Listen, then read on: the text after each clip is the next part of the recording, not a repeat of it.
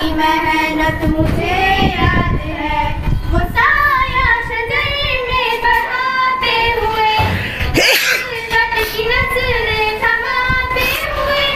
وہ لفظ بلفظ جو سکھاتے رہے، وہ لفظ بلفظ جو سکھاتے رہے، اساتذہ کی محنت مجھے یاد ہے، وہ بچپن کے ساتھ مجھے یاد ہے، اساتذہ کی محنت مجھے یاد ہے، وہ بچپن کے ساتھ مجھے یاد ہے،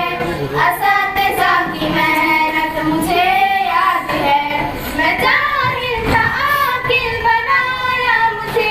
مقام والدین کا بتایا مجھے،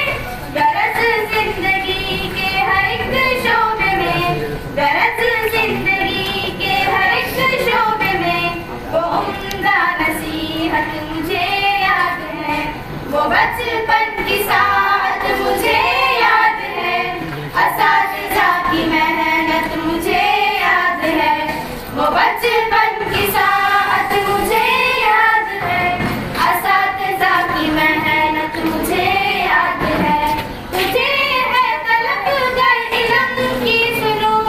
ادب اپنے استاد کا تم کرو، سبب ان کی ناراضگی کا نہ بن،